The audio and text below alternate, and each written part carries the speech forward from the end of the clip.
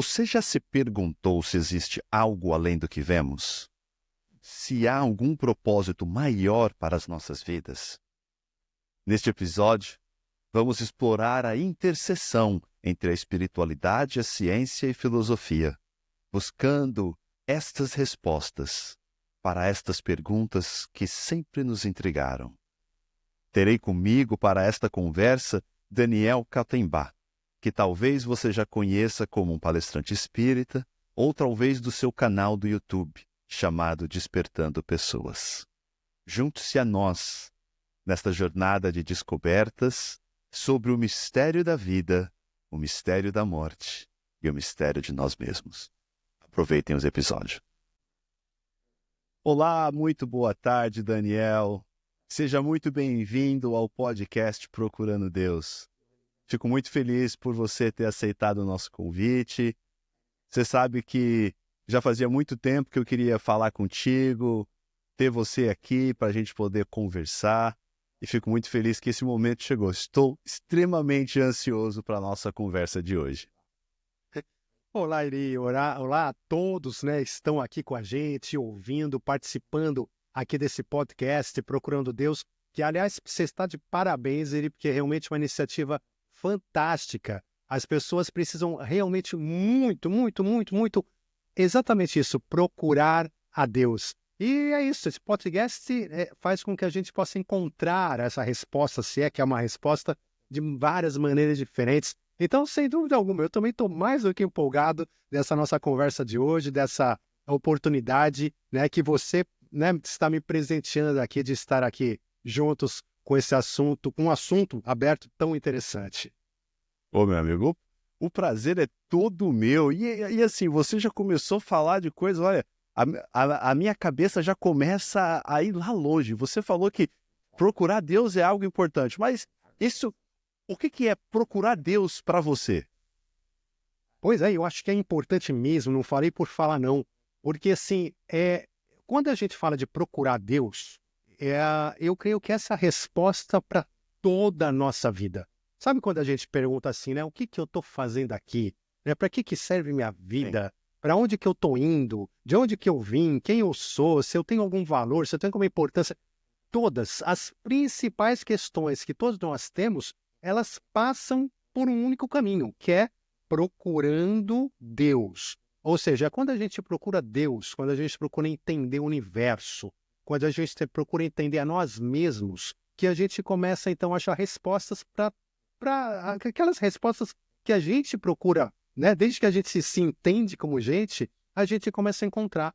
Então, assim, para mim, essa procura de Deus, ou procura da espiritualidade, procura da nossa própria consciência, toda essa busca por essa espiritualidade maior é a base da minha vida. Porque eu acho que tudo acaba se desenvolvendo ao redor disso. Não só da minha vida, da nossa vida, porque assim, é ao redor da nossa busca a Deus, a nossa busca do sentido da nossa vida, na nossa busca do sentido da nossa própria existência, que a gente vai vivendo, que a gente vai tendo experiências, que a gente vai tendo nossas dificuldades e prazeres na vida, que as coisas vão acontecendo. Então, assim, eu não consigo imaginar a vida sem essa conotação de procurar Deus, de nos procurar, de procurar a gente se encontrar, de procurar essa conexão maior que existe, porque, afinal, tudo aqui é muito mais do que meramente matéria, né? Aliás, muito mais do que isso. E é nessa busca que a gente vai encontrar tudo isso. Então, para mim, é fundamental essa questão. Nossa, assim, eu conheço você que tem um trabalho muito bonito, né, nas redes sociais, com seu canal do YouTube Despertando Pessoas, palestrante também, falando dessas coisas. Então, eu tô me sentindo aqui, rapaz, como um aluno seu agora, ouvindo você dando essas explicações agora aqui. Mas, olha, e essa sua experiência de procurar Deus também é muito bonita, né? Porque você vai fazendo todas essas coisas, né? Vai levando essas sementinhas nos corações que estão por aí, levando nas suas palestras, como eu acabei de falar, levando isso na internet. E isso tá ligado com a sua busca pessoal de Deus ou isso daqui é outro, ou esse tipo de trabalho é outra coisa? Bom, você foi, você já foi fundo, então vamos começar profundamente isso aqui, né? Porque assim, na verdade acho que tem tudo a ver. Se a gente for falar um pouquinho da minha vida, da própria minha vida, na minha vida pessoal, desde que eu me conheço como gente, eu busco alguma coisa, eu busco a espiritualidade, eu busco Deus. E eu busquei isso na minha vida desde criança, de várias maneiras diferentes, de várias formas diferentes. E Desde eu, criança. desde criança, sempre tive dentro de mim como que uma necessidade ou um desejo de estudar a espiritualidade, de entender mais aprofundadamente a Deus, a mim, enfim, aquilo que o universo é composto.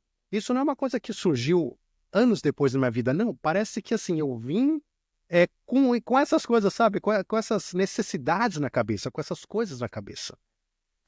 E, inclusive, quando eu ainda era criança, eu tinha lá meus 8, 9 anos de idade, acho que, enfim, vale mencionar aqui, mas eu tive uma experiência muito... Bom, eu posso me estender um pouquinho nessa experiência aqui? Claro, fica à vontade, fica à vontade.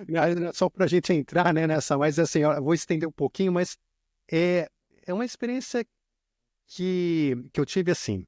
Eu vou resumir, que ela é um pouco mais longa, mas eu vou resumir. Mas assim, começou com um sonho. Eu tive um sonho e nesse sonho me apareceram 6, que hoje eu entendo, na época eu não entendia isso, hoje eu entendo que são 6 mentores. 6 São 6 mentores. mentores que tinham assim, eram 3 casais. E apareciam para mim como se fosse assim, um na idade de pais, entendendo-se na época que o pai tinha lá, sei lá, 30 e poucos anos, né? Outro na idade de avós, com 50 e pouco, outros na idade de bisavós, vamos dizer, com 70 e poucos anos. Mas eram 3, né? 3 casais que apareceram para mim. E nesse sonho, acontecem algumas coisas, enfim, mas na essência dele, eu fico conversando com esses 6 mentores basicamente o sonho inteiro. Nossa, Quando acaba esse conversando. sonho, eles vão embora.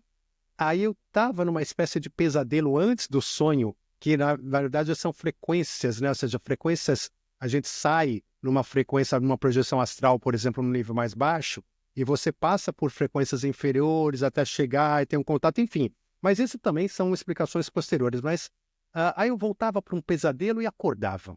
Só que quando eu acordei, foi uma das primeiras vezes que eu tive na vida, tive essa experiência depois de projeções astrais, mas foi coisa diferente, em que eu sentia que não era um sonho. Eu falei, isso não foi um sonho. Isso foi totalmente diferente de qualquer sonho. E aquilo ficou na minha cabeça, aquela conversa. Só que assim, eu lembrava desse mentor, principalmente o mentor que seria aquele na idade do pai, por exemplo, Pai. conversando comigo, falando, mas eu não lembrava uma palavra. Eu lembrava uma palavra, e eu lembrava dele gesticulando. E eu fiquei com aquilo na cabeça. Passaram uns 6 meses, eu tive o mesmo sonho de novo, passei por um pesadelo, do pesadelo eles aparecem, uma paz indescritível, uma sensação de paz incrível. Os 6 ali, passo o sonho de novo inteiro conversando com eles, até que de Nossa. novo eles vão embora, eu volto para aquele pesadelo, né, na frequência ali e tal, acordo de novo. Certeza que não era sonho, aquilo me chamou a atenção. Aí eu falo com minha avó, com meu pai, ninguém leva a sério, né? Fala, você sonhou, né? Nem aquela coisa, né? Ninguém leva a sério. Quantos anos você tinha nessa Eu tinha idade? uns 8, 9 anos. 8, 9 anos.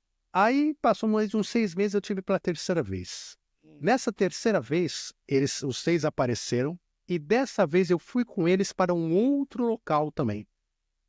E era um local, assim, que eu via um espaço muito grande, era um espaço público, porque passava gente, mas era maravilhoso. Todos os lugares que eles me levavam, quando eu estava com eles, era uma sensação de paz, assim, incrível. E ali nesse local eu via as pessoas passando e tudo mais, a gente ficamos conversando ali, e ali, eu não sei explicar, mas era um local que eu, de alguma forma, eu já conhecia, eu já tinha algum acesso, enfim, era alguma coisa, mas era um local enorme, público, e tinha uma parede amarela muito grande ao redor, e ao redor dessa parede amarela, ela tinha uma luz própria. Então a luz do local vinha da própria parede. Enfim, mas conversamos mais um tempão, e aí eu acordei de novo, eu voltei, né, para a Terra, Eu tive o pesadelo, o resto do pesadelo sempre nessa linha de frequência, e aí acordei. E bom, mas o fato é, esse foi um dos episódios na minha vida que modificaram minha vida. Porque, apesar de eu nunca lembrar exatamente de todas as palavras que foram ditas, eu Certo. sei que aquelas conversas que eu tive no sonho, que eram conversas sobre minha vida, sobre mim, sobre minha encarnação, sobre o que eu estou fazendo, sobre uma série de coisas, elas eram fundamentais para o que eu viria a fazer na minha vida, pessoalmente falando, para a minha evolução própria, vamos dizer, para o meu trabalho pessoal. E até hoje, assim, eu tenho isso muito forte na minha cabeça, de que o que eu faço hoje, que essa procura por Deus, que essa procura, esse estudo pela espiritualidade, enfim, que esse trabalho que eu tento desenvolver tem tudo a ver com aquela conversa que eu tive ali, né, com aqueles mentores quando eu era criança. Então, assim, é só para dar uma ideia do quanto que isso é importante para mim, minha vida. Esse foi um dos episódios, né, que aconteceram, mas assim, é a importância de que, se não for para que a gente possa expandir nossa consciência, realmente buscar o significado de Deus, o significado da vida, o significado do outro, o significado das razões pelas quais estamos aqui, então tudo começa a perder o sentido. E talvez seja por isso que hoje a gente vive uma sociedade que, na sua grande maioria, vive sem sentido. As pessoas vivem sem sentido, sem propósito, Exatamente. sem razão de ser, sem saber para onde vão, para onde não vão, sem força de vontade, em depressão, porque falta a essência da vida, falta o núcleo de tudo Deus. que está nessa procura a Deus. Nossa, mas que legal isso. E você, nossa, desde cedo, então, você sabe que um tema que eu tenho ficado agora, assim, eu fico até com vergonha de falar isso agora, né? Porque eu tenho entrevistado aqui algumas pessoas e todos até agora têm alguma coisa que tem a idade, desde muito novo, já estavam nessa procura de Deus. Nossa, isso comigo aconteceu tão depois, né? Assim, É eu mesmo? tinha também algumas coisas dentro de mim, uma vontade. Eu consigo reconhecer hoje Uhum. certas impulsos bons, né, assim, nesse caso, que eu já tenho desde também de tenra idade, mas essa coisa de procurar a Deus veio depois para mim. Veio depois, mas Mas eu acho que é uma questão mais consciente, né? Que talvez veio depois o consciente de procurar a Deus, né? Mas eu acho que toda essa energia que você já tinha dentro de você, já fazia parte dessa tua busca. E que, na verdade, ela não precisa ter a resposta, olha, eu estou conscientemente buscando Deus. Porque, na verdade, essa busca nem sempre é consciente, de fato, para muitas pessoas, né? Para muitas pessoas, sim. Para muitas pessoas, não é. Mas ela está acontecendo, independentemente de ser consciente ou não, ela está acontecendo e para cada pessoa de uma forma diferente, num caminho diferente. O problema é quando a pessoa passa a vida inteira sem nunca se dar a chance de buscar o lado espiritual, de buscar o lado de Deus. Ou seja, então a pessoa acaba indo para um lado materialista, para um lado cético, para um lado de que eu vou pagar minhas contas, vou me virar. Ou seja, então a vida passa a ser realmente apenas essa correria do dia a dia e a pessoa nunca se dá a oportunidade de se abrir. E aí eu acho que ela realmente perde a oportunidade de uma encarnação, assim, né? De trabalhar melhor uma encarnação. Por quê? Porque ela vai, enquanto ela não se abrir para a espiritualidade, ela vai ficar trabalhando apenas as questões materiais, que são importantes sim para a nossa evolução, para o trabalho, para o entendimento, mas elas vão acabar ficando limitadas nas suas conclusões aquilo que a pessoa entende dentro do ceticismo, dentro da matéria.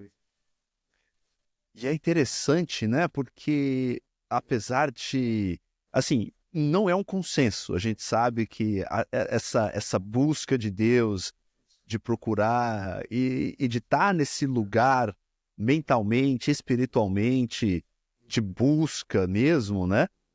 Não é um consenso, infelizmente, na sociedade hoje. A gente sabe disso.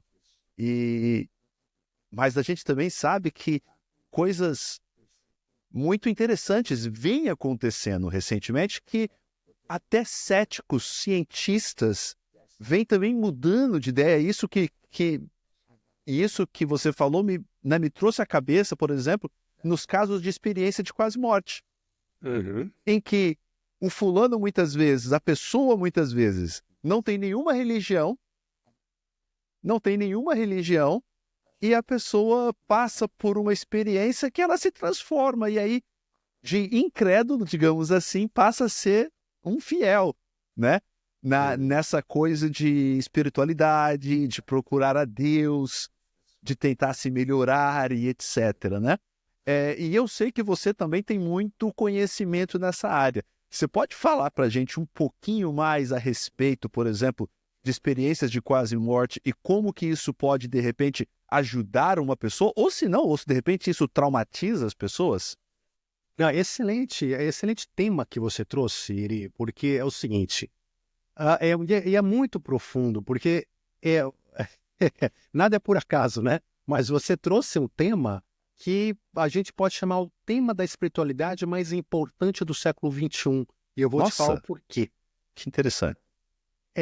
Nós estamos aqui encarnados com o objetivo de aprender, de evoluir, de crescer, desenvolver, etc. Perfeito. Nesse desenvolvimento nosso, toda vez que a gente conseguir expandir nossa consciência para a realidade do espírito, e não estamos falando de religião aqui, tá, gente? Em nenhum momento, ou seja, está independente de qualquer religião. Até porque a religião são dogmas humanos, tal. Não, estamos falando de espiritualidade, de conexão espiritual. Quando a gente, na nossa vida, consegue fazer conexões espirituais, a gente consegue aproveitar, eu não vou entrar em detalhes aqui agora, mas consegue aproveitar muito mais, com muito mais profundidade, as experiências que nós estamos tendo. É como se a gente conseguisse agilizar, andar mais rápido o nosso crescimento espiritual.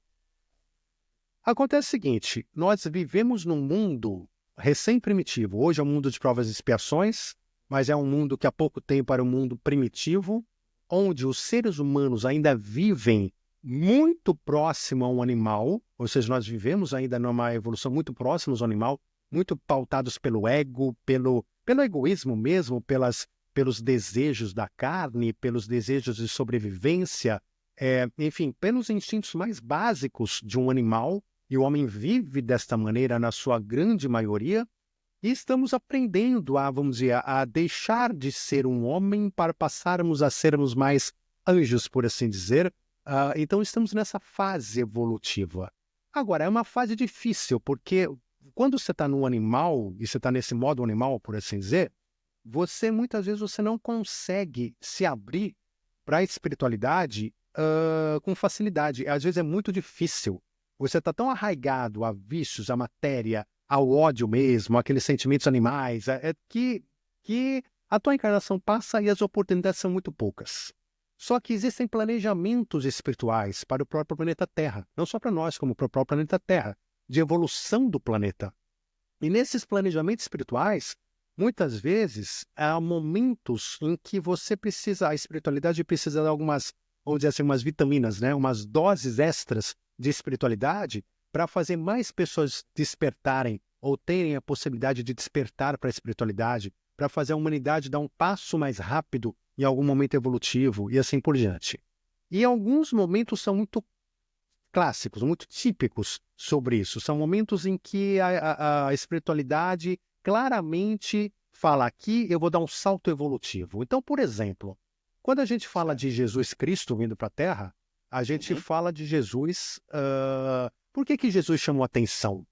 Jesus veio num mundo que ainda era primitivo, onde só se conhecia a vingança, a raiva, o ódio, matar. Era um mundo bastante primitivo. E ele veio aqui trazer uma mensagem de amor, que é uma coisa nova, uma coisa totalmente diferente, uma mensagem de amor.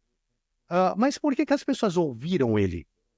Não ouviram ele porque ele trouxe uma mensagem de amor diferente. O pessoal falou, olha que interessante. Não foi nada disso. O povo não estava preparado sequer para receber uma mensagem de amor. Ouviram Jesus porque ele trouxe consigo os chamados sinais. Então ele trouxe os milagres, ele trouxe os sinais. Então a espiritualidade é como se ela, vamos dizer, se ela quebrasse ali uma etiqueta, uma rotina e falasse, nesse momento, desta forma, para essa sociedade, neste momento, né, nessa época, eu vou dar sinais que vão fazer com que elas olhem e quebre a mente delas, ou seja, de maneira que elas parem para pensar, peraí, tem alguma coisa além, tem alguma coisa que eu não conheço aí, tem alguma coisa além do que me explicaram na minha vida. Tem alguma coisa espiritual por trás de tudo isso.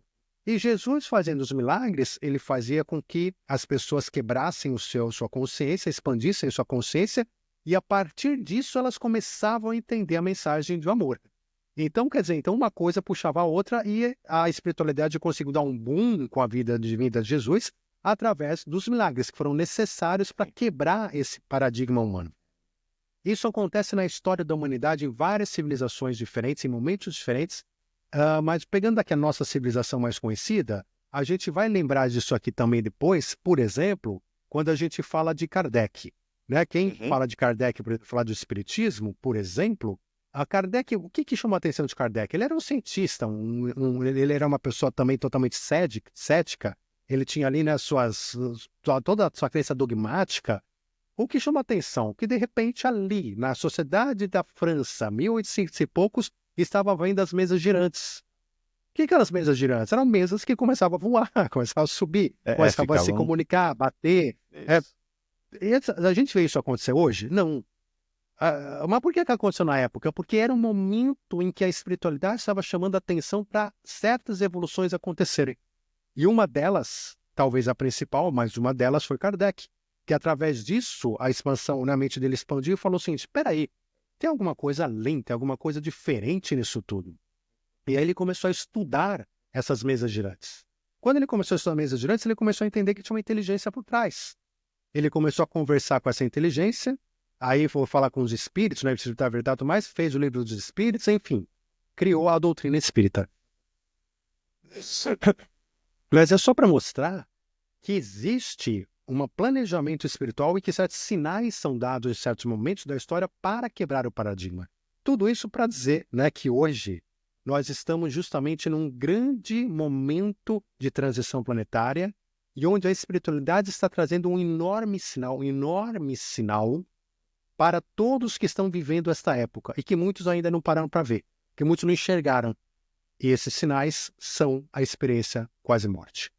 A experiência quase-morte, elas já existem desde sempre, sempre existiram, não é uma coisa nova em si, mas o fato do ser humano ter conseguido desenvolver medicina, tecnologias de ressuscitação. Então, hoje a gente ressuscita uma pessoa com muito mais facilidade. Pessoa que morreu, teve parada cardíaca, respiratória, foi dada morta como morta, mas depois lá dá um choque, traz de volta, você tem UTIs, você tem hospitais, você entuba a pessoa, você tem uma série de recursos que não se tinha. Isso tudo está fazendo com que muitas pessoas que já estariam mais para lá do que para cá, ou que foram para lá, chegaram a morrer tecnicamente, de repente voltassem. Só que elas voltam contando histórias. E a questão isso aqui é o mais legal, né? É a seguinte. Isso é que é o mais legal, porque assim, não é que voltam contando histórias para uma determinada grupo de pessoas religiosas, vamos dizer, para uma religião específica, ou para um povo específico. Não. É no mundo inteiro isso acontecendo. Então são sinais claros para todo mundo, no mundo inteiro. Então são pessoas de todos os sexos, todas as religiões, todos os países do mundo, todas as classes sociais, todas as raças estão contando a mesmíssima história. Então eles voltam, e independentemente até de suas crenças religiosas, eles voltam contando basicamente as mesmas coisas. Isso entra num estudo científico, começou a atrair, como você disse, o interesse de cientistas, de muitos cientistas, que estão estudando e começaram a estudar isso profundamente. Porque eles falam, olha, cientificamente, isso aqui é um material de estudo profundo, porque você tem uma grande quantidade de pessoas, você tem como classificar, você tem classificações, você tem como entender, enfim, e mostrando que, em última instância, que a nossa consciência não está no cérebro e que a nossa vida não acaba na matéria, que a consciência permanece, que a consciência continua. Então, só para dar essa introdução, né, sobre a experiência quase-morte, mas que é fundamental para a gente entender o tamanho da importância dela. Tanto assim que muitas pessoas que estão voltando com certos comandos. Um comando é volte a viver, arrume o que está faltando, tal. E segundo, conte o que você passou. Então, cada vez mais as pessoas estão contando. Novos canais de YouTube, de redes sociais, de televisão, estão contando casos e mais casos de queime. Por quê? Porque esse é o intuito da espiritualidade, para que todos aqueles que estão nessa época de transação planetária, que estiverem abertos a ter sua expansão de consciência, entender que existe a espiritualidade, você tem acesso a isso. Ninguém vai poder dizer que não teve acesso, que veio num local totalmente cético, sem mensagem. Ninguém vai poder dizer isso. Então, é muito democrática a EQM. Ela está sendo espalhada pelo mundo inteiro, dando acesso a qualquer pessoa do mundo a parar para pensar sobre a espiritualidade, ter esse despertar de consciência, ter essa expansão de consciência necessária para começar a procurar Deus. Nossa, e esses sinais, como você falou, eles são muito interessantes, né? Que você colocou aí um paralelo histórico, né? De sinais passados que vieram acontecer, e você disse algo que para mim foi muito impactante, que dentro do momento em que nós vivemos, na sociedade moderna, este é o maior sinal de todos, comparável talvez aí, se eu entendi bem, com os milagres de Jesus há mais de 2000 anos atrás. Sem dúvida. Agora, você acha que as pessoas estão ouvindo isso? Porque eu já li muito também a respeito, eu gosto muito do tema, porque eu vejo uma sabedoria que essas pessoas desenvolvem depois desses eventos, né? Muito interessante, né? O senso moral dessas pessoas, como eles também se desenvolvem depois, né? Como elas passam a viver a vida de forma transformada. Então, eu gosto muito desse tema, mas eu também reconheço que existem muitas pessoas que parece que, se esse fosse um sinal de fumaça no céu, tem muita gente que não está vendo. O que você acha que está Mas aí que tá, Eri. faltando? Então, mas pensa o seguinte, né? É perfeita a tua colocação. Mas pensa que Jesus veio e quantos acreditaram nele? Então estava ele, Jesus, aqui, com os sinais, com os milagres. As pessoas olhavam os milagres e não acreditavam, nem olhando os milagres, nem estando na frente de Jesus. Então, quer dizer, olhavam, falavam, não, isso é feitiçaria, isso é qualquer coisa, ouviam falar na besteira, não pode ser Messias porque não vai tomar o governo de Roma e não sei o quê. Enfim, então assim, isso faz parte do ser humano, mas é o teu negócio. A espiritualidade vai buscar as sementes prontas para germinar. Vão ter muitas que estão lá no solo, mas que não estão prontas, que não vão germinar. E não germinaram com Jesus, não germinaram com as mesas girantes com Kardec. Quantos germinaram? Kardec germinou, muitos outros germinaram na época, muitos outros não. Vamos passar o reto. Você tiveram ali uma fase de mesas girantes na sua cara e passou como se fosse qualquer coisa, né? Como se fosse nada. Então, assim, acontece a mesma coisa hoje. Nós temos a EQM, nós temos muitas pessoas que não vão ser tocadas, que nem sabem o que é EQM, que não vão ser tocadas. Mas por quê? Porque não estão prontas. Mas todas as centenas de milhares de sementes que estão prontas, estão sendo tocadas, estão germinando e estão causando uma mudança de paradigma na própria ciência. Hoje a ciência, ela começa inclusive por causa dos estudos da EQM, e juntos com os estudos da física quântica, que chegam juntos não é por acaso, eles começam a rever o que é a consciência. Porque hoje a ciência se pergunta isso. Ela já não tem mais aquela coisa antiga de falar assim, não, eu não acredito em consciência. Não, existe uma consciência. Ela começa a se perguntar o que é.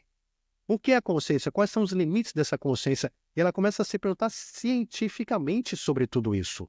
Nós temos muitos cientistas, o próprio Grayson, Dr. Grayson, né, da Universidade de Virgínia, quer dizer, Bruce que era um Grayson.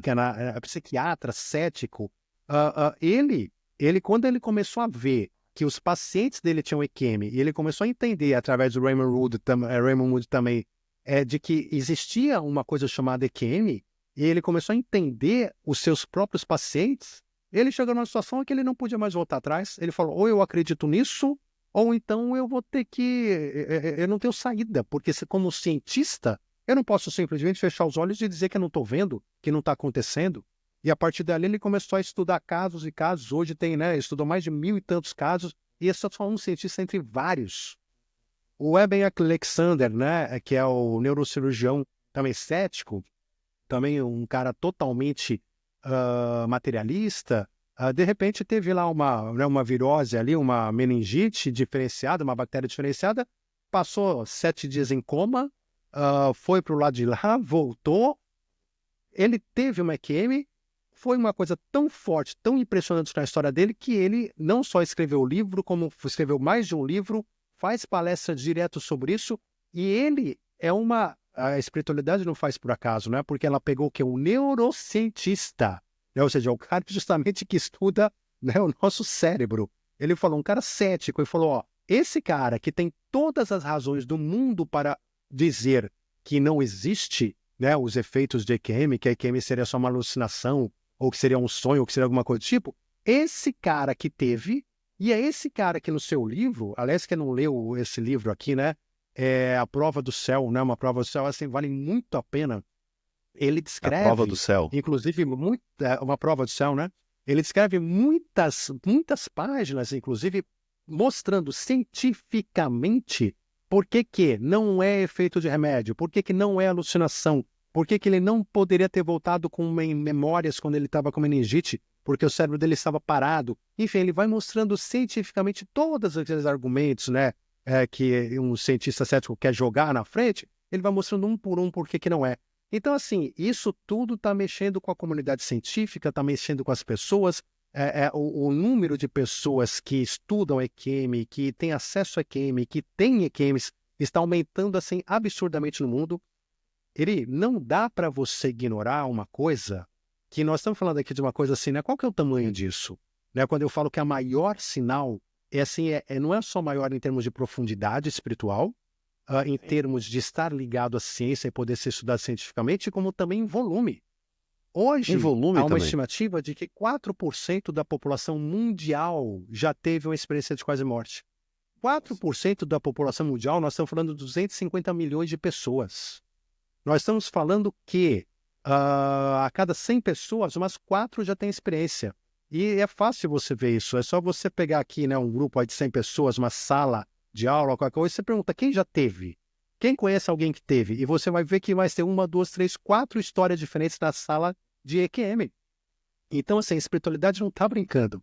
Ela está mandando sinal de forma violenta. No momento que fala, olha, quem quiser pegar o trem, pega. Quem quiser despertar a espiritualidade, desperta. Quem não quiser, assim como Cristo, passar no Cristo e, enfim, tem gente que 2.000 anos depois ainda nem percebeu que Cristo veio, também não vai perceber EQM e tá tudo bem. Cada um vai ter o seu momento. Mas ninguém vai poder dizer que ficou órfão.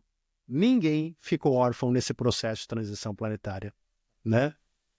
Você sabe que você falou algo muito interessante, né? Assim, a quantidade, o volume de pessoas que passaram por esse tipo de experiência, e é um volume que muitas vezes é silencioso, né? Porque muitas vezes as pessoas não compartilham, né? Sim. É, não falam abertamente a respeito do tema, ou muitas vezes nem entenderam.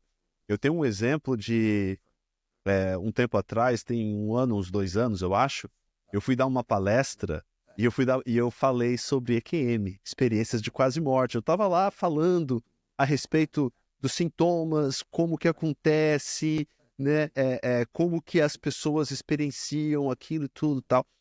Falei lá durante os meus 40, 50 minutos. Ao final da palestra, uma senhora se aproximou de mim, muito emocionada, extremamente emocionada, chorando muito, muito, muito, muito.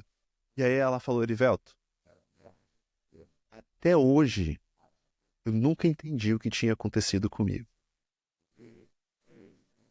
Passei por psicólogo, por psiquiatra, e o que o psicólogo me falou, que tudo aquilo que eu vivi e que você descreveu aí era por culpa. E eu carregava isso no meu coração até hoje, sentindo culpada, como que se eu tivesse feito algo muito ruim e que aquilo foi uma manifestação da minha culpa. E hoje eu descobri que não. Hoje eu estou libertada. Eu achei aquilo É incrível. fantástico. Para mim, até me É arrepia a fantástico. hora que eu vou falando aqui agora contigo, É, lembrando daquele momento, né? é fantástico. E E assim, você sabe que não é o caso único, né? Assim, olha, é muito comum, se você pega hoje, por exemplo, vários canais, né, sobre EQM no próprio YouTube, estão crescendo vertiginosamente, crescendo por causa disso, porque as pessoas vão né? Eu também quero falar, eu também tenho. É uma coisa que é um assunto que não está terminando porque está crescendo. Mas muitas pessoas relatam exatamente isso. Olha, eu tive EQM há 10, 20, 30 anos atrás, mas eu não sabia em que caixinha colocar. Eu não entendia eu mesmo não entendia o que tinha acontecido comigo, eu não entendia a minha própria história, eu não sabia nem como contar para alguém. E quando elas olham nos canais, olham no YouTube, olham na internet, nesses casos, ela começa a entender, eu tive uma EQM, foi exatamente isso que eu tive. E aí que ela começa a se entender, ela começa então só então a se compreender.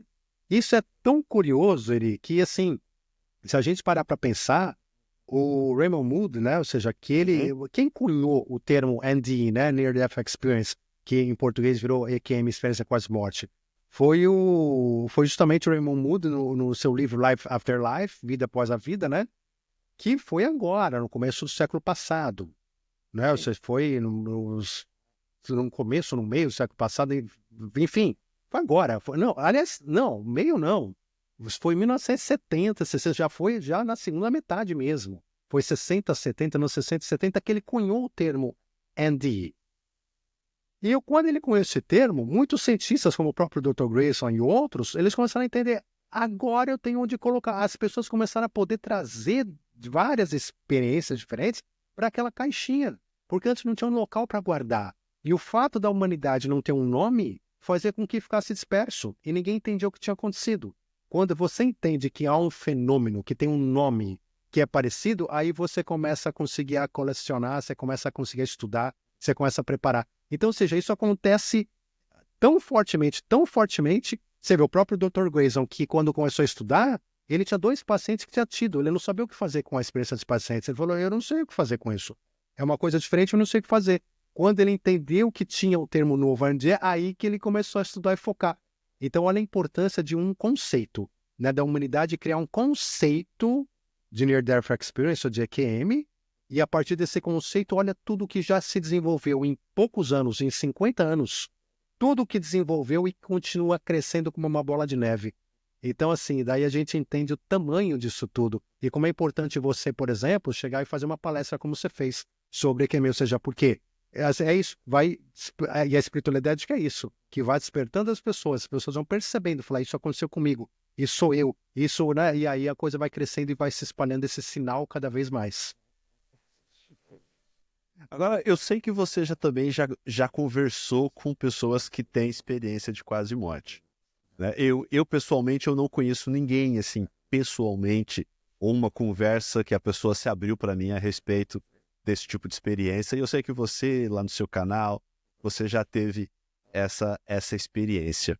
Você poderia compartilhar quais são os principais ensinamentos que essas pessoas trazem ou as principais mudanças de comportamento que elas trazem depois dessa experiência? Elas realmente mudam e se mudam, mudam sempre para melhor ou mudam para pior também? É uma ótima pergunta. Bom, então, e muito interessante, porque assim, eu já tive sim contato com muitas pessoas sobre IQM que me contaram, né, em primeira mão as suas histórias, e também já estudei, sem exagero nenhum, acho que mais de 1000 casos por baixo, com livros diferentes, vários livros diferentes, canais de YouTube, etc, etc. Então, assim, é um assunto que me interessa muito e que eu gosto muito, até por isso, porque eu sinto que vamos dizer assim, a bola da vez da espiritualidade. A espiritualidade maior está trazendo isso nesse momento da humanidade como uma coisa importantíssima. E é dessa maneira, então, que eu gosto de tratar também essa EQM. Agora, por que ela chama tanta atenção? Porque tem, como eu falei, alguns fatores que são iguais independentemente da pessoa, que são muito parecidos, serão quase idênticos. E vou começar então de trás para frente, pela tua pergunta. A primeira questão de trás para frente é aí como que muda na vida dela. Então, ou seja, né, então, e são eventos que mudam realmente a vida da pessoa. Então, uma das questões muito claras de mudança e que é uma das coisas mais importantes da espiritualidade, que as pessoas às vezes não percebem, que é a perda do medo da morte. Perda do medo da morte. O ser humano, hoje ele está vivendo o que ele está vivendo, com egoísmo, com guerras, com raiva, com ego, com tudo isso, por decorrência do medo primordial do homem sobre a morte.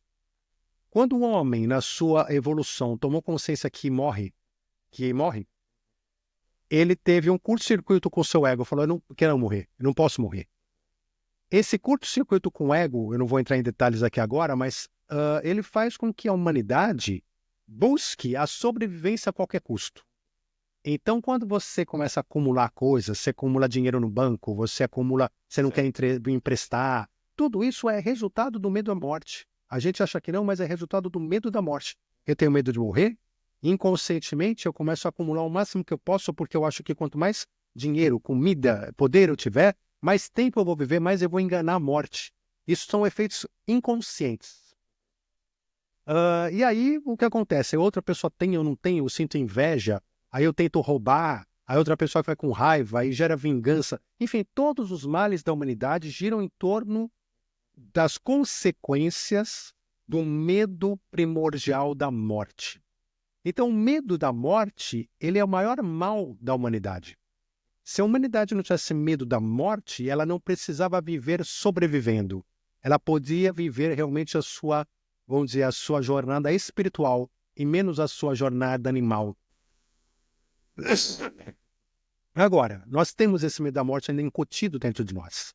E a EQM, um dos primeiros efeitos, um dos mais importantes, é tirar o medo da morte. E ela tira o medo da morte de quem teve, de uma forma assim, tira na mão. E aquelas pessoas que estudam EQM ou que ouvem as histórias de EQM, por tabela, olha só, o efeito tabela da espiritualidade vai perdendo também o medo da morte. E conforme você perde o medo da morte, muda toda a tua forma de viver a vida.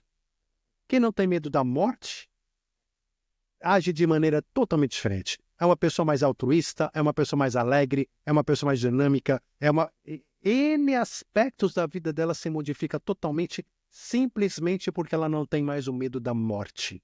Então a espiritualidade quer isso, e como um dos passos da evolução é isso, a humanidade tem que perder o medo da morte. Primeiro lugar, tem que perder esse medo da morte. E a EQM traz isso. Todo mundo que volta do EQM, primeiro, volta acreditando na vida após a morte e, portanto, volta sem medo da morte. Até alguns casos que a pessoa fala assim, eu ainda tenho medo de como eu posso morrer, né? Mas não de morrer em si, né? Tenho medo de se vai doer, o que vai acontecer ali no momento, ali e tal, mas não da morte em si, né? Não do fato de estar morto, porque deixa de acreditar na morte. Então, esse acho que é o principal efeito, e que é um efeito que age sobre céticos, sobre materialistas, ateus, religiosos, todas as formas de pessoas no mundo inteiro, está agindo fortemente para quem teve e nos efeitos colaterais para quem ouve os casos de EQM também. Então, acho que esse é o principal efeito posterior, e aí muda a vida, a pessoa muda, ela começa a tratar melhor as outras pessoas, ela entende melhor o sentido da vida, o valor dela mesma, o valor das pequenas coisas na vida, o valor da vida em si, né? Porque ela esteve lá, que é um outro aspecto, né? Que é muito comum, assim, a grande maioria das pessoas que vão, elas em algum momento acabam tendo uma escolha.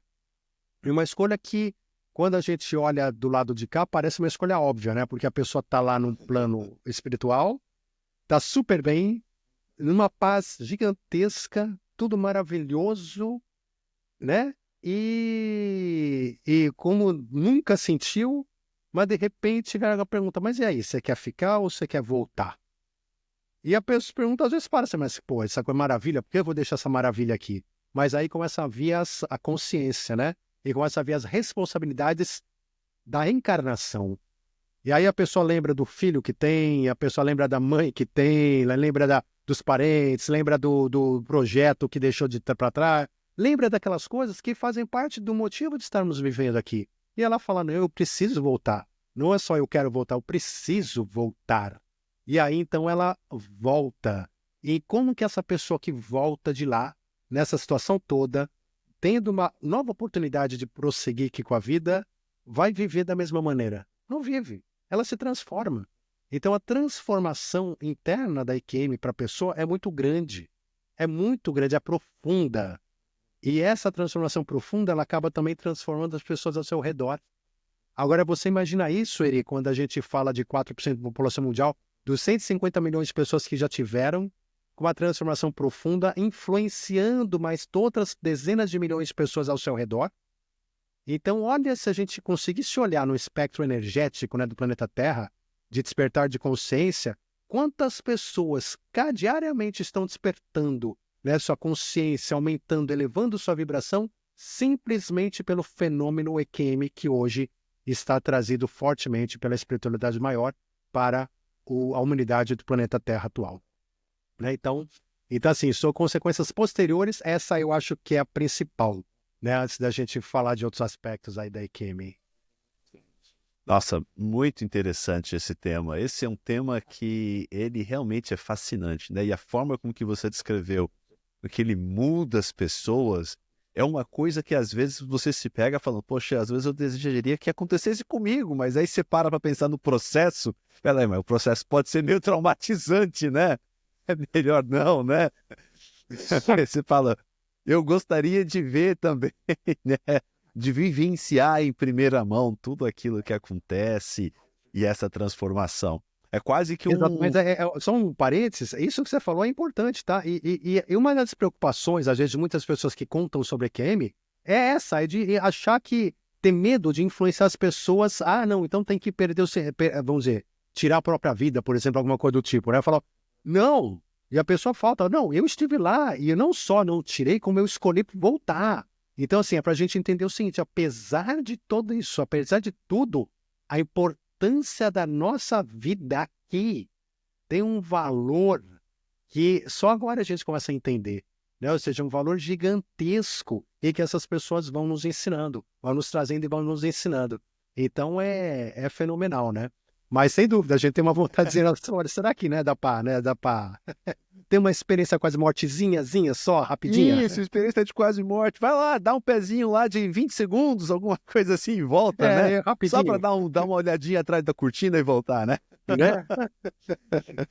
Mas, meu amigo, olha só, isso daí tudo acontece, a gente, né, a gente sabe, e você falou muito bem, uma coisa que, enquanto você foi falando, eu me lembrei de uma frase de Allan Kardec, quando ele fala no Evangelho segundo o Espiritismo, que ele diz que pela simples dúvida sobre a vida futura, o homem traz para si mesmo toda moléstia, toda imperfeição como orgulho, vaidade, simplesmente por duvidar dessa vida futura, né? Exato. E, e essa consequência desses, né, desses irmãos nossos que têm essas experiências aí de quase morte e voltam e perdem esse medo, é tão fantástica, mas eu também vejo ela como tão desafiante, porque, veja, a gente sabe, pelo menos intelectualmente ou racionalmente, que se a gente perde o medo da morte, isso vai ter um efeito positivo na nossa vida espiritual. Sem dúvida. Mas quando você perde, assim, perder o medo da morte em si não é uma coisa também muito fácil. Eu tenho um caso muito recente que aconteceu com um amigo que ele estava, e é um amigo muito envolvido com essas coisas espirituais, é um Uhum. amigo que está sempre ali trabalhando também, dando palestras também, fazendo esse tipo de coisa. E esse amigo passou por uma situação muito complicada, que foi, ele estava com dúvida se ele poderia ter câncer ou não, tinha alguma coisa lá, poderia ter câncer ou não. E aí ele viu o tamanho do medo da morte que ele tinha. Foi meio que Uhum. revelado assim, né? O Uhum. tamanho do medo da morte. Escancarou, E é né? uma Tava na pessoa frente que eu dele, né? admiro, que é um estudioso assim e tal. E aí, assim, eu te pergunto, o Daniel, hoje, tem medo da morte? E se não tem, fala pra gente, qual é o seu segredo? O medo da morte realmente é o problema da humanidade, como eu comentei. É o principal problema da humanidade. Então, assim, num estágio evolutivo que a gente passe, agora que estamos passando, essa superação, ela é, vamos dizer, o degrau principal que vai nos elevar. Então, ela não é fácil, não. Por quê? Porque o nosso ego, né? Então, toda a estrutura que a gente tem de vida, que é para sobrevivência. Então, nosso corpo físico, nosso corpo emocional, mental, inferior, tudo isso aí, ele é feito para sobreviver. Ele é literalmente feito para sobreviver. Então, assim, ele é o oposto da morte. Ele é o oposto, mas ele não consegue imaginar o que é morrer. E quando a gente se encara com a realidade da morte, não, você vai morrer, independentemente você vai morrer. A gente tenta não pensar nisso. A gente tenta não, né? A gente tira da cabeça e finge que é eterno. Até que chega como esse teu amigo. Depois chega alguma situação que fala assim, não, peraí, meu amigo, você vai ter que encarar que não é verdade, você vai ter que morrer. Você vai morrer. Né? Ou seja, essa parte material vai acabar. E as pessoas tendem sim a trazer, então, essa angústia da morte, né? Vamos dizer, do medo da morte, e ela é muito mais forte do que as pessoas costumam pensar. Porque enquanto a gente não está enfrentando, a gente vai escondendo. Mas na hora que não tem como esconder, que tem que estar na nossa frente, ela bate forte, ela bate muito forte. Então, assim, nós como seres humanos, é natural que a gente tenha algum medo da morte, é natural. Faz parte, né, ou seja, do nosso momento evolutivo, faz parte de nós. Agora, a gente tem que ir realmente trabalhando isso, nós temos que ir realmente lutando contra isso. E esse é um trabalho interno. Eu não vou dizer para você que, por exemplo, quando eu era menor, mais jovem e tudo mais, eu tinha um medo da morte absurdamente maior do que hoje. Eu sempre gostei de estudar espiritualidade, sempre me envolvi, tive muitas experiências interessantes, experiências místicas, eventos de mediunidade que aconteceram, muita coisa bacana. Mas é aquela história, na hora que você vai encarar a morte, vem aquele medo, né? Vem aquele medo, aquela coisa toda. Mas eu aprendi ao longo do tempo e através dos estudos, inclusive a EQM, eu posso dizer que para mim mesmo, para mim foi uma coisa que ajudou demais a reduzir esse medo da morte a níveis totalmente suportáveis, por assim dizer, a níveis mínimos, né? Através do estudo. Então, então, assim, a gente tem que realmente estudar. E conforme a gente vai estudando, a gente vai percebendo que não faz sentido acreditar em morte. Não faz nenhum sentido, em nenhum aspecto, acreditar em morte. A gente vai entendendo que a própria ciência e que a própria realidade das coisas existe para ser eterna, a consciência é eterna. É aquilo que eu digo, né? Eu sempre brinco, mas eu falo assim, né? Tem religiões que as pessoas têm muita fé, né? Então, sei lá, dizem lá que os evangélicos têm muita fé, que eu tenho muita fé. Agora, eu estou para conhecer gente com tanta fé que nem os ateus. Os ateus me impressionam, porque a fé que eles têm é algo inacreditável. Né? Porque aquela história, uma coisa é você falar assim, olha, eu acredito, né, eu acredito em alguma coisa, por quê? Porque eu estou vendo, eu estou sentindo, porque eu sou, porque eu tenho milhões de histórias, porque faz parte, de certa maneira, de mim. Outra coisa é eu falar assim, não, eu não acredito em nada, apesar de tudo que existe, Então, um ateu fala, não acredito em Deus, não acredito em nada, apesar de eu existir, ou não, mas então eu não existo. Então, o ateu não acredita nem nele mesmo, ele não acha nem que ele mesmo existe. Ele mesmo é a própria ilusão. Deus é a ilusão, o universo é o acaso. Então, assim, o que você tem que montar racionalmente para justificar a não existência de um Criador e de uma vida eterna é um malabarismo sem tamanho contra a realidade básica. Mas, enfim, mas é só para mostrar que acho assim, o estudo da espiritualidade vai te retirando isso. Então, claro, acho que um receio, uma ansiedade em relação à morte, todos nós vamos ter, somos humanos, né? Mas hoje eu posso dizer assim que eu estou preparado para a morte, por assim dizer, né? Ou seja, em momentos da minha vida eu não estive. Teve muitos momentos que eu não estava, eu realmente não estava. Hoje eu estou. Assim, hoje eu encaro realmente com muita tranquilidade. Outra coisa interessante, né, Iri? Uma coisa que eu aprendi na vida, no começo eu achava assim, achava que a fé, porque assim, mas a pessoa tem fé de que vai ter vida após a morte. Né? Não, então, primeiro o que é isso? Eu estou falando que não é fé, é o estudo e ciência, mas enfim. Mas vamos dizer que tem um grupo de pessoas que tem fé. Antigamente eu achava que a fé era uma coisa que cada um tinha por sorte ou por azar. Você nasceu com fé ou você nasceu sem fé. Tem gente que nasceu com muita fé, gente que nasceu sem muita fé. E hoje eu entendo que não. A fé é uma conquista também. A fé é um mérito Conquista. também. É algo que cada um dentro do seu coração vai conquistando. E conforme você conquista a fé dentro de você, no teu coração, isso é uma virtude que você conquistou. E isso vai te fazer, como a gente falou, ter menos medo da morte, vai fazer com que você leve a sua vida de uma maneira muito melhor, que você tenha uma relação com a espiritualidade muito maior, com os outros, enfim, e assim por diante. Então, eu não sei se eu te respondi, mas na verdade, assim, hoje, né, hoje eu encaro a morte realmente como uma coisa muito natural, muito tranquila. Eu não quero morrer ainda porque eu acho que não é meu momento, e eu acredito que não é. Eu acredito que a gente veio aqui fazer certas coisas e eu acho que ainda tem muito o que fazer, muito arrumar, muita coisa para arrumar ainda, né? Mas não por medo, mas sim porque não é o momento, é o que eu acho, né? Então é isso. Porque, assim, eu vou te falar que medo de morrer eu não sei se eu tenho, mas é inconveniente morrer pra mim. Digamos que Não é o medo momento. talvez não, mas seria muito inconveniente morrer nesse momento com duas filhas pequenas, né? E aí Exato, você, mas não é o né? momento, é diferente, né? Não é que não é o momento. Você tem coisa a realizar aqui ainda, então não é o momento. Então, assim, você entenderia o seguinte, que se você morresse, seria um desperdício, talvez, né? Um desperdício de uma oportunidade de estar aqui, né? De continuar aqui por mais muito tempo, um tempo, o que for, né? Exatamente. E aí, assim, a dificuldade também que eu vejo, porque essa questão do relacionamento com a morte, ela tem tudo a ver, como você mesmo falou antes, com o nosso relacionamento de como nós vivemos, né? Uhum, Como você uhum, vive, podemos talvez dizer que seja um produto de como você se relaciona com a sua morte, ou com a sua possível sim, morte, né? sim.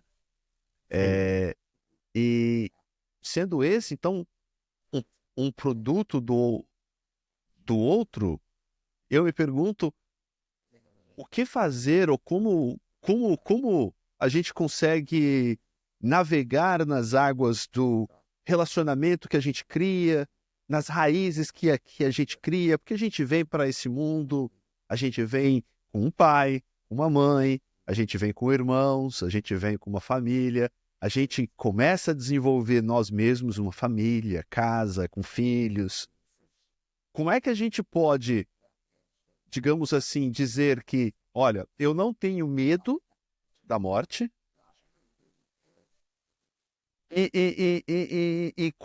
e não olhar isso de uma forma com que, tipo, eu estou deixando de amar a minha família porque eu estou admitindo uma possibilidade de me afastar da minha família. Entende o que eu estou querendo dizer? Uhum. Parecer um egoísmo. Parece exatamente, pode parecer talvez até um egoísmo, uma coisa até negativa, né? Porque é como você pensar assim, poxa, eu vou deixar minha família aqui, vou fazer, né, e vou fazer uma viagem sozinho muito longa. Você tem Aham, aham, alguma coisa aham. para compartilhar, para É que eu tenho interessante. certeza um grupo de pessoas muito grande que pensa dessa forma, como de repente olhar de um ponto de vista diferente? É interessante esse ponto de vista. Gostei, bem interessante. E muito verdadeiro, muito verdadeiro. Mas eu acho assim, acho que tudo passa pelo nosso desentendimento sobre a vida e a morte. Então, assim, o que você falou é curioso, né? Mas já aconteceu comigo. Às vezes, assim, né? Você tá num momento tão, né? Vamos dizer, espiritualizado, você começa a desejar, fala, ó, mas tudo bem, se quiser que seja agora, pode ser também, né? Pode ser hoje, né? Não tem problema, né? Aí depois você volta assim, você fala, não, não, calma, não é hoje não. Vamos renegociar isso aí, né? E você fica nessa. Agora, mas mesmo quando a gente deseja, e cuidado aqui, né? Porque o desejo pode ter motivos diferentes. Estamos falando de um desejo positivo, né? Um desejo assim de você não ter medo, de você entender Isso, que você é pode o seguir não uma ter jornada medo, né? É o não ter espiritual, medo, na né? verdade. Exatamente, estamos falando Não é o disso, né? desejo de morrer, é o Mas não ter medo de morrer. exatamente, né? Já não ter medo e você ter né, essa continuidade espiritual e tudo mais, ela também acontece quando a gente tem, às vezes, esse desejo, porque a gente deixa naquele momento de entender a validade, a razão da nossa vida encarnada, né? Porque assim, a gente muito facilmente a gente quer reclamar daqui, muito facilmente. Então assim, putz, né? Reclamar da vida é a coisa mais fácil do mundo tem, né? Então assim, você pode estar tudo uma maravilha, mas daqui a pouco você cansou, tá tudo certo. Mas eu cansei, tá monótono, tô fazendo sempre a mesma coisa. Isso para aquela pessoa que não tem nada do que reclamar, né? Então, tô fazendo sempre a mesma coisa, tô isso, não sei, né? E quando surge problema, então, mais ainda. E aí a gente esquece que a grande oportunidade não é estar lá, a grande oportunidade é estar aqui. Né? Ou seja, que aqui é a grande oportunidade. Então, que quando a gente começa a sentir qualquer coisa dessas, a gente tem que olhar para a nossa vida e falar peraí, o que eu posso fazer aqui agora para fazer minha vida ficar mais emocionante, para eu fazer, eu melhorar ainda mais o amor dentro de mim, meu altruísmo, meus relacionamentos, melhorar meus relacionamentos, criar projetos novos de vida, ajudar outras frentes de pessoas que estão precisando, o que for. Então, a hora que eu começo a pensar nisso, eu tenho que trazer para a responsabilidade da minha encarnação, responsabilidade daqui. Então, não é só minha família que está aqui, não, é minha oportunidade de encarnação mesmo. Né? Você tem que aproveitar isso, a gente tem que curtir, aproveitar isso. Então, quando a gente se perde nesse pensamento, vou morrer, não vou morrer, não é? A gente se esquece de tudo isso, né? A gente, de um lado, fica com medo da morte, e aí do outro lado, a gente fica com, não, eu quero ir mesmo porque vai ser divertido, e no final a gente esquece a essência, que é o trabalho, que a gente está aqui para desenvolver, para crescer, para aprender, para ter experiência, e que essa oportunidade é incrível, que a gente tem que aproveitar essa oportunidade ao máximo. E vai chegar uma hora que alguém vai falar, bom, agora acabou, né? E nessa hora pode ser uma hora que você diga assim, né? Que você já tá velhinho, né? Que você já não consegue fazer nada, falando, ok, tô bem, tá na hora. Ou pode ser uma hora que você acha que não, que você tá com projetos, que você tá com família, que você tá com um monte de coisa ativa, acontecendo, e você não quer. Você fala, pô, eu queria mais tempo, mas chegou a hora. Mas chegou a hora. Então, quer dizer, a gente tem que aprender primeiro a saber, nem antecipar e nem prorrogar a hora. A hora é a hora. Então, assim, a gente tem que, né, aceitar isso. E a hora que chega a hora, aí não é mais egoísmo, entendeu? Aí não é mais nada. Aí já saiu da nossa mão. Entendeu? Ou seja, então é egoísmo ou preocupação enquanto a gente está querendo controlar se eu vou viver mais ou se eu vou viver menos. Enquanto a gente está nessa neurose, tudo isso que a gente falou acontece, né? Egoísmo, vontade, excitação de tá. Quando a gente voltar à realidade e falar, eu não controlo e não deveria controlar nada disso, isso deve ser uma coisa definida de cima para baixo, e eu aceitar no momento que for, pronto, agora sim, agora não é mais egoísmo, agora não é mais excitação, agora não, agora é o que tem que ser. E acho que é aqui que a gente tem que buscar sempre a nossa mente, né? Trazer ela de volta para cá, para esse ponto. Você falou uma coisa muito interessante que me fez recordar de uma história que eu ouvi do Ram Dass. Não sei se você conhece o Ram Dass, é um desses gurus espirituais que teve aqui nos Estados Unidos, que foi, Sei. que foi educado lá Que na toca, não é? Índia, né? Passou muito É tempo aquele lá, que enfim, toca. né? Hã? É aquele que toca também os mantras, não? Não, ele pelo menos eu Não. nunca vi ele tocando, não. Mas Tá, não, então eu misturei. ele já desencarnou já, né? Não tem muito tempo, mas ele já desencarnou e ele tinha um mentor espiritual com quem ele conversava, né? E aí ele, muito engraçado, ele é uma figura.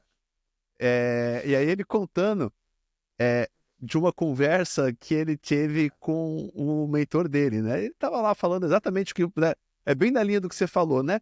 Que ele estava aqui encarnado, mas estava pensando muito do outro lado, né? Tava falando, poxa, eu vou fazer uma meditação e tem aquele nível de meditação, eu vou tentar chegar naquele nível que eu vou conseguir comungar dentro com o mundo espiritual, e aí eu vou fazer, né, um isolamento aqui, e aí eu vou, sabe, pensando em fazer tudo o que teria, ou o que poderia elevar ele a um nível que ele pudesse estar vivendo aqui como se estivesse no mundo espiritual, sabe?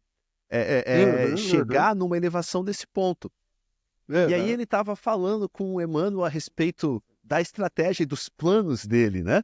E Emmanuel, que tem um nome que é o mesmo nome do mentor de Chico Xavier e parece que, para mim, na minha opinião, tem a mesma personalidade, não sei se é o mesmo espírito ou não, mas o Emmanuel diz para ele, vira para ele e fala assim, viu, Ram,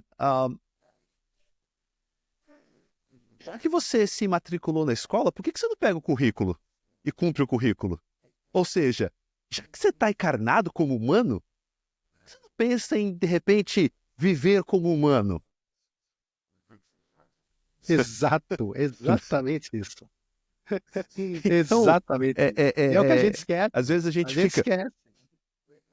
esquece que a gente veio e tá com e tem razões às quais a gente tem trabalho, tem coisas a realizar e que muitas vezes as dificuldades podem até fazer parte desse trabalho que a gente veio realizar. Então, eu achei isso muito Exato. interessante. Eu peguei, me recordei dessa frase e também me recordei porque foi na mesma conversa que o Ren estava dividindo isso, ele dividiu uma outra coisa que ele perguntou para Emmanuel, ele falou, Emmanuel, como que é morrer? E aí Emmanuel virou para ele e falou, é como tirar um sapato apertado. Perfeito. Aliás, a gente falou de EQM, né? É um relato de EQM, ou seja, todo mundo falou a mesma coisa, ou seja, é uma liberdade. E a hora que volta para o corpo é como se colocasse o sapato apertado de novo e falar, pô, ó, agora vai. É exatamente isso. Exatamente. Daniel, meu amigo, Perfeito, olha, perfeito. se deixar a gente vai falando aqui durante muito tempo, mas infelizmente a gente tem que ir encerrando. Eu quero agradecer muito o seu tempo por estar aqui, por estar dividindo essa conversa, o seu conhecimento, a sua experiência comigo e desejar que você volte aqui muitas outras vezes no canal Procurando Deus, porque eu sei que você tem muita coisa para poder dividir, você tem muita experiência e a gente gostaria muito de ter você e discutir sobre outros temas aqui, que você vê que hoje a gente acabou falando de um tema interessantíssimo. E eu tenho certeza que da próxima vez que você vier também, a gente vai poder desenvolver outros temas interessantíssimos que vão auxiliar não somente a este que vos fala e a sua vida espiritual, mas também a de muitos outros que vão nos ouvir. Muito obrigado, gratidão, meu irmão.